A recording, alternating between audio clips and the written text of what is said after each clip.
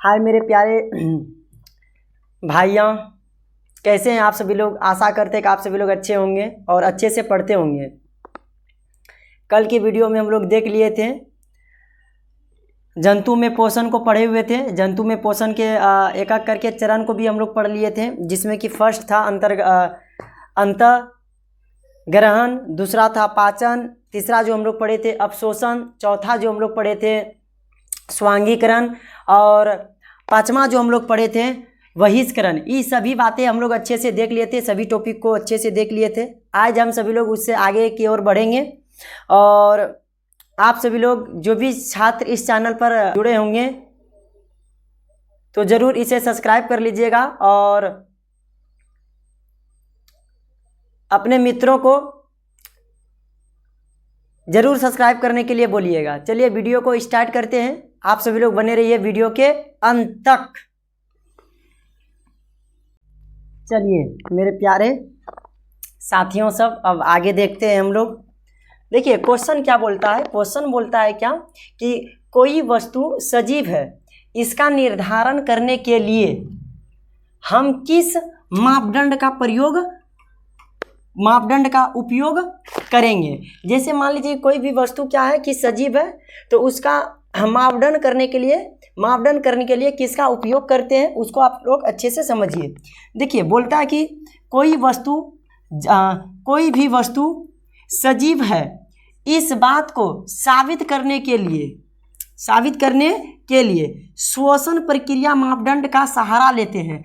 किसका सहारा लेते हैं? तो श्वसन प्रक्रिया मापदंड का क्या लेते हैं? सहारा लेते हैं, याद रखिएगा।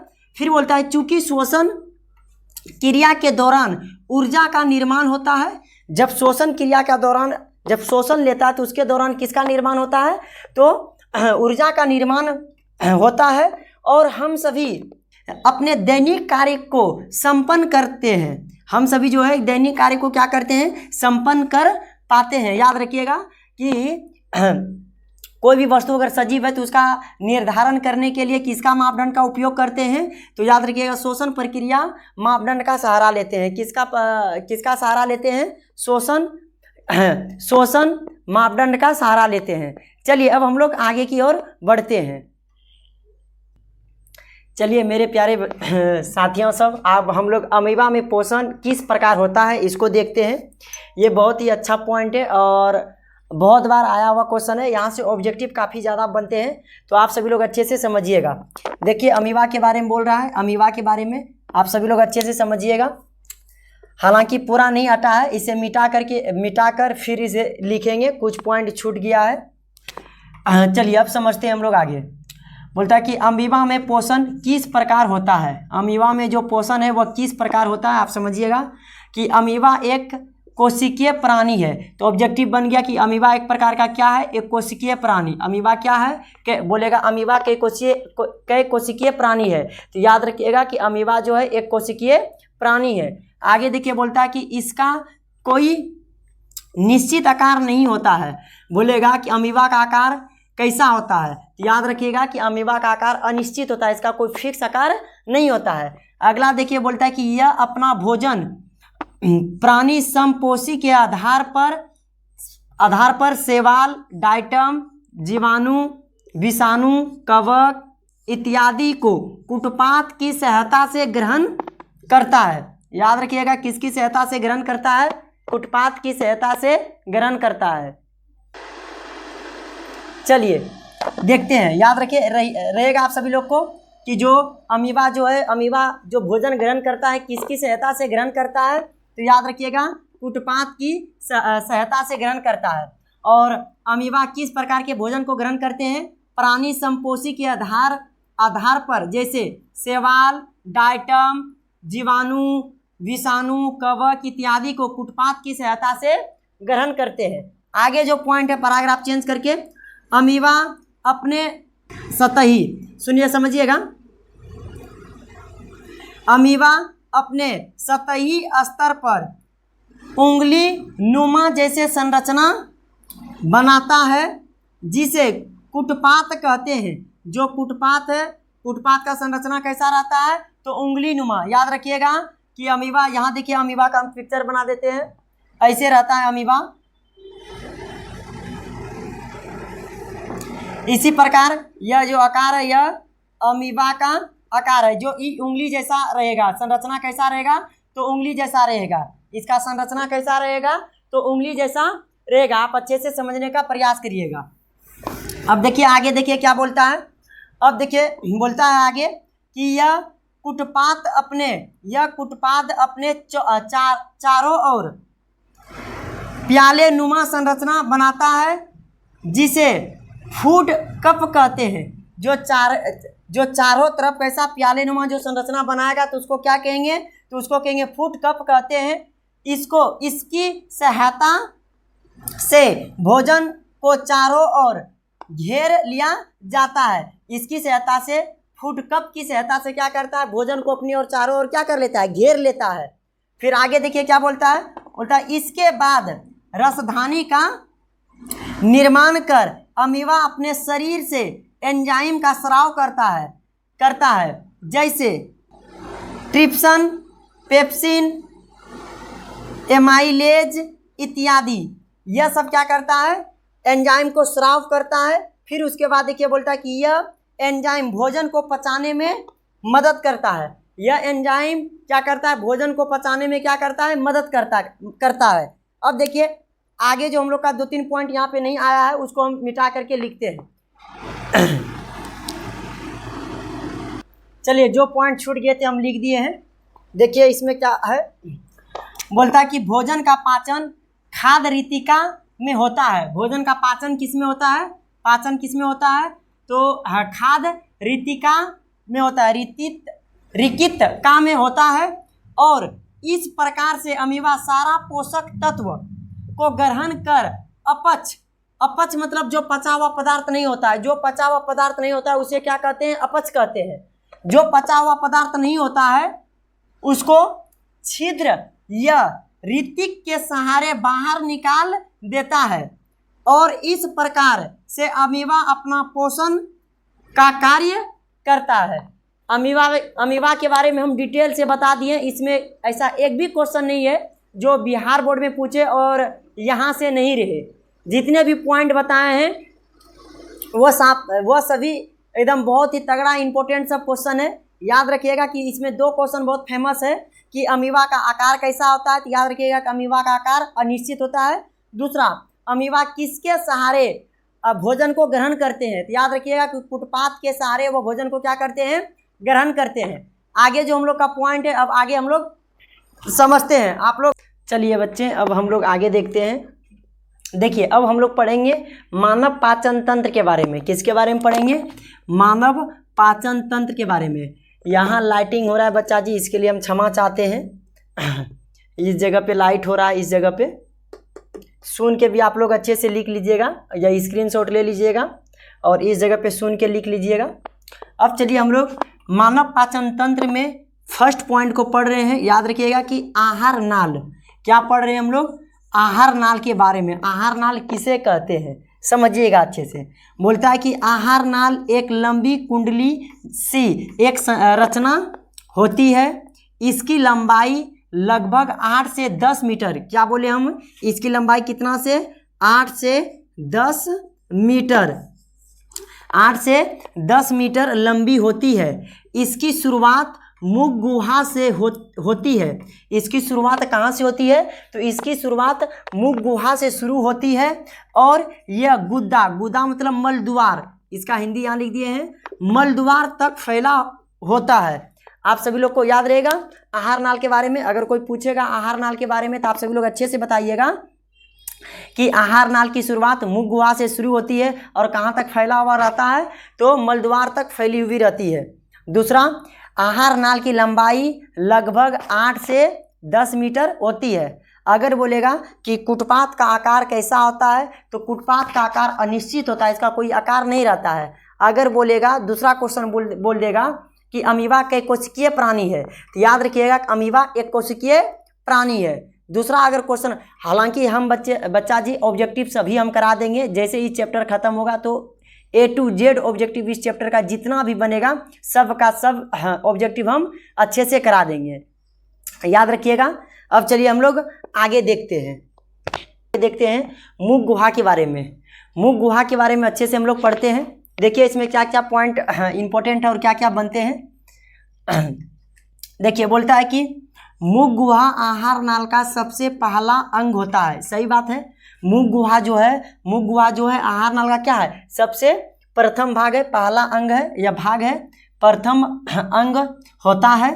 भोजन की पाचन की शुरुआत मुख से ही होती है। बहुत तगड़ा और ये बहुत इंपॉर्टेंट ऑब्जेक्टिव क्वेश्चन यहाँ से बनता है कि पाचन की शुरुआत, जो भोजन को जो पचने का काम शुरू होता है वह कहाँ से शुरू होता है, तो याद रखिएगा वह मुख गुहा से ही प्रारंभ होती है। मुख गुहा से ही होती है।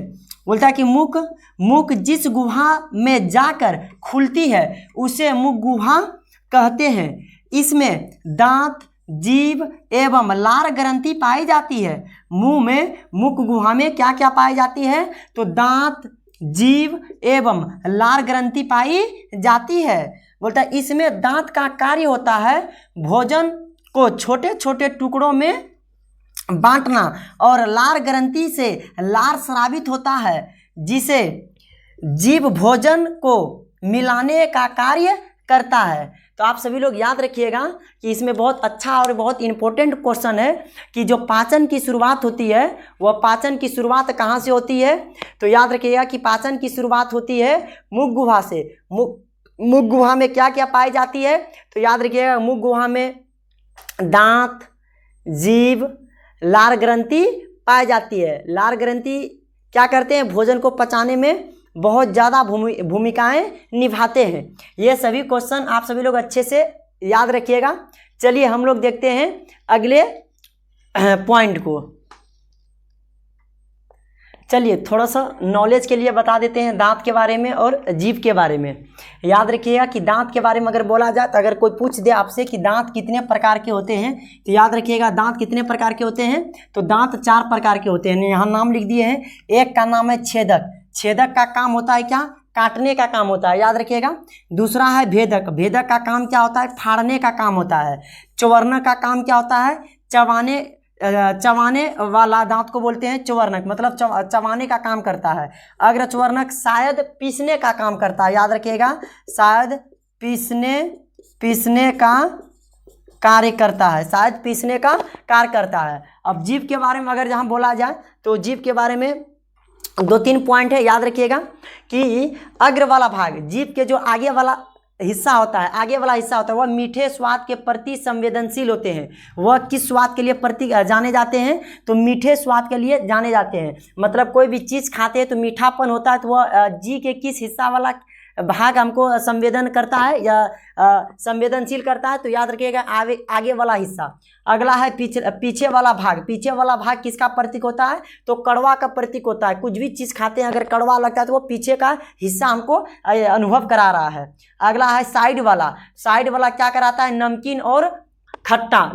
खट्टा का स्वाद हमें दिलाता है। अगर आप लोग से पूछ दिया जाए कि जीभ में कितने कलिकाएं होती है, कलिकाएं मतलब अगर बोला जाए तो देखिएगा जीभ जब आप दर्पण के सामने आके देखिएगा तो छोटे बूंदा टाइप का रहता है, उसी को कलिकाएं कहते हैं। तो उसकी जो संख्या है वह लगभग 10,000 होते हैं। कितना हजार होते हैं, 10,000। तो याद रखिएगा कि जीभ में कलिकाएं की संख्या कितना होते हैं, तो याद रखिएगा 10 होते हैं। यह 2 नॉलेज के लिए था। चलिए हम लोग अब आगे देखते हैं। ग्रसनी या ग्रास नली, याद रखिएगा इसके बारे में कुछ पॉइंट है। देखिए बोलता है कि यह नली के आकार की संरचना होती है। यह कैसा संरचना होती है, तो नली के आकार की संरचना होती है जो भोजन को आमाशय में भेजने का कार्य करता है। याद रखिएगा कि जो हम लोग भोजन खाते हैं वह भोजन को आमाशय तक पहुंचाने का कार्य किसका रहता है, तो याद रखिएगा ग्रसनी या ग्रास नली का कार्य काम रहता है। यह किसी भी एंजाइम का स्राव नहीं करता है। याद रखिएगा ग्रसनी जो है वह किसी भी प्रकार का कोई तरह का एंजाइम को स्राव नहीं करता है। जैसे यहाँ लिखा दिए हैं, लार ग्रंथि है, निगल द्वार है, कंठ द्वार है, एपीग्लोटिक्स के बारे में आप लोग अच्छे से समझिएगा। आगे के पॉइंट में ट्रेकिया तो यहाँ आ गया, फिर उसके बाद देखिए एक बहुत अच्छा पॉइंट है यह कि ग्रास नली में क्रमाकुंचन गति होता है। क्रमाकुंचन गति किसको कहते हैं तो समझिएगा। जैसे मान लीजिए कि हम लोग कुछ भी चीज खाते हैं तो यहाँ पे देखिएगा गति होता है। जैसे देखिएगा, जैसे ऊपर नीचे की जो गति होता है, ऊपर नीचे जो गति होता है उसी को बोलेंगे क्रमाकुंचन गति। कोई भी चीज को खाने में ऐसा होता है, नीचे ऊपर यहाँ करेगा तो उसी को बोले, उसी गति को हम लोग बोलेंगे क्रमाकुंचन गति। चलिए अब हम लोग आगे देखते हैं। चलिए अब हम लोग देखते हैं किसके बारे में, तो अमाशय के बारे में। अब हम लोग पढ़ेंगे किसके बारे में, अमाशय के बारे में। अमाशय में क्या क्या कंडीशन है, कितने भाग होते हैं, सभी बातें को हम लोग अच्छे से देखते हैं। देखिए पॉइंट क्या बोलता है, बोलता है कि ग्रास नली के आगे थैली नुमा संरचना को अमाशय कहा जाता है। याद रहेगा, ग्रास नली के आगे थैली नुमा संरचना को क्या कहा जाता है, तो अमाशय कहा जाता है। बोलता है जिसका आकार अंग्रेजी के जे जैसा होता है। जिसका आकार अंग्रेजी के कैसा होता है, जे जैसा होता है, जे जैसा होता है। अमाशय में 3 भाग होता है। अमाशय में कितने भाग होते हैं, तो अमाशय में 3 भाग होते हैं, जिसमें अग्र भाग को, याद रखिएगा, अग्र मतलब आगे वाला भाग को क्या कहा जाता है, कार्डिएक कहा जाता है। आगे वाला भाग को क्या कहा जाता है, कार्डिएक कहा जाता है। मध्य भाग को फुंदिक कहा जाता है। याद रहेगा कि मध्य भाग को क्या कहा जाता है, फुंदिक कहा जाता है। और पीछे वाला भाग को पाइलोरिक कहा जाता है। याद रखिएगा, इसमें बहुत इंपॉर्टेंट है, आगे वाला भाग बिहार बोर्ड में आया हुआ क्वेश्चन है कि अमाशय के आगे वाला भाग को क्या कहा जाता है। तो याद रखिएगा कि अमाशय के आगे वाला भाग को कार्डियक कहा जाता है, और अमाशय के पीछे वाला भाग को पाइलोरिक कहा जाता है, और अमाशय के मध्य वाला भाग को फुंदिक कहा जाता है। अब देखिए आगे देखिए क्या बोलता है, कहा जाता है, बोलता है कि अमाशय में भोजन 3 से 4 घंटा तक रहता है। अमाशय में भोजन कितने घंटे तक रहते हैं, तो याद रखिएगा कि अमाशय में भोजन जो रहते हैं वो 3 से 4 घंटे तक रहते हैं। फिर देखिए बोलता है कि अमाशय में गहरा लई पदार्थ को काइल कहा जाता है। अमाशय में जो गहरा जो रहता है, गहरा जो लई रहता है, उसको क्या कहते हैं, तो उसे कहते हैं काइल कहते हैं। उसे क्या कहते हैं, काइल कहा जाता है। जबकि सरल पदार्थ को चाइल कहा जाता है। सरल पदार्थ को क्या कहा जाता है, चाइल, और गहरा पदार्थ को क्या कहा जाता है, काइल। अब देखिए कहा जाता है, बोलता है कि अमाशय में पेप्सिन और लाइपेज एंजाइम का स्राव होता है। याद रखिएगा कि एंजाइम, अमाशय में जो एंजाइम स्रावित होते हैं वह एंजाइम का नाम क्या है, तो पेप्सिन। एक का नाम है पेप्सिन और दूसरा का नाम है लाइपेज। चलिए अब हम लोग आगे देखते हैं। चलिए अब देखते हैं हम लोग अग्न्याशय के बारे में। थोड़ा सा लंबा वीडियो बनेगा बच्चा जी, लेकिन इसी वीडियो में इस चैप्टर को भी ख़त्म कर देंगे हम लोग। और 2 पॉइंट बचा ही है, एक यकृत के बारे में और बड़ी अंत के बारे में बचा, आंत के बारे में बचा है, बाकी सब खत्म हो चुका है। देखिए अग्न्याशय के बारे में, अग्न्याशय के बारे में अगर बोलेगा कि अग्न्याशय किसे कहते हैं या अग्न्याशय के बारे में लिखें, तो याद रखिएगा कि यह अमाशय और छोटी आंत के बीच में स्थित रहता है। यह कहाँ पे रहता है, तो अमाशय और छोटी आंत के बीच में स्थित रहता है। इसमें से लाइपेज नामक एंजाइम का स्राव होता है। इसमें कौन सा एंजाइम स्रावित होता है, लाइपेज नामक करके एक एंजाइम का स्राव होता है। इसका मुख्य काम होता है वसा को किस में बदलना, वसा अम्ल में बदलना। जो अग्न्याशय का काम होता है, अग्न्याशय का काम होता है कि वसा को किस में बदलना, तो वसा को अम्ल वसा में बदलना। अब देखिए अगला क्या बोलता है, छोटी आंत के बारे में। छोटी आंत के बारे में आप सभी लोग अच्छे से जानिए कि बोलता है कि आहार नाल का सबसे बड़ा भाग है। याद रखिएगा कि आहार नाल का सबसे बड़ा भाग किसे कहा जाता है, तो आहार नाल का सबसे बड़ा भाग अगर बोलेगा तो याद रखिएगा कि आहार नाल का सबसे बड़ा भाग किसको कहेंगे, तो छोटी आंत को कहेंगे आहार नाल का सबसे बड़ा भाग। इसमें इसका जो लंबाई याद रखिएगा कि 6 से 7 मीटर होती है। अगर चौड़ाई का बात किया जाए तो 2.5 मीटर होती है। अब देखिए क्या बोलता है, इसमें भोजन में हुए सिर्फ वसा का पाचन होता है। चलिए अब हम लोग आगे देखते हैं। आगे देखिए क्या है, बड़ी आंत के बारे में पढ़ेंगे हम लोग।